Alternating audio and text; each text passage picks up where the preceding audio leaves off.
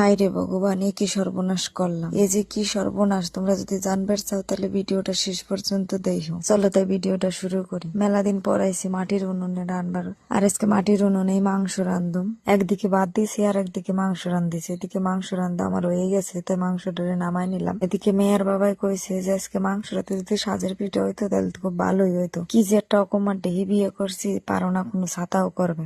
এই অপমান নাকি সহ্য করবার মনে হয়? যাই হোক, চলে গেছি পিঠে বানাইবার। জীবনে প্রথমবার আজকে পিঠে বানাইবার রাখছি, তাই ঠাকুরের নাম করে শুরু করলাম পিঠে বানাই নিয়ে। তো দেখা যাক কেমন হয়। আর সত্যি কথা কইতে কি, আমি জীবনে কোনোদিন ভাই একা একা পিঠে বানাইনি, আজকে আমার জীবনে প্রথম। মানুষ পারে না এমন কিছু নাই, চেষ্টা করলে সবই হয়। তাই আমিও একটু চেষ্টা করলাম, ঠাকুরের নাম নিয়ে দেখি কি হয়। আর কতদিনই বা পরের বর্ষায় থাম, একদিন না একদিন তো শিহনি নাকবো। তাই আজকে শুরু করে দিলাম। তো যাই হোক, নাও মেলা বক বক করলাম, এবার দেখো পিঠেটা কেমন হয়েছে। ওরে বাবা, আমি তো জম্বের খুশি, এত সুন্দর পিঠে হইব আমি তো জীবনেও ভাবিনি। নেও দেখো, আমারে তো সবাই কাউ কইরে, আমার দ্বারা কিছু হবো না। নেও দেখাই দিলাম আমি কি পারি। এমন পিঠে বানাইছি, পিঠে বানানোর ঠালাই দেখো হাজি ভেঙে লাইছি।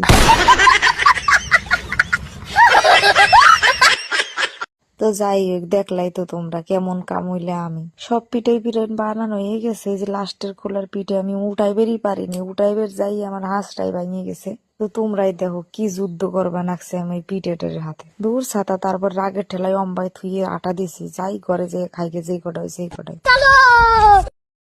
তো যাই হোক, থালটারে সুন্দর করে সাজাই নিছি, একটা শশাও কাটে নিছি। তো বেশ ভালোই লাগতেছিল খাইতে। আর দাঁড়াও বন্ধুরা, তোমরা একটু দয়া করে কয়ে যাও আমি কাজের না কাজে তোমাকে উপরে নির্ভর করে তোমরা জাগো বা তাই। সবাই ভালো থেকো, গুড নাইট।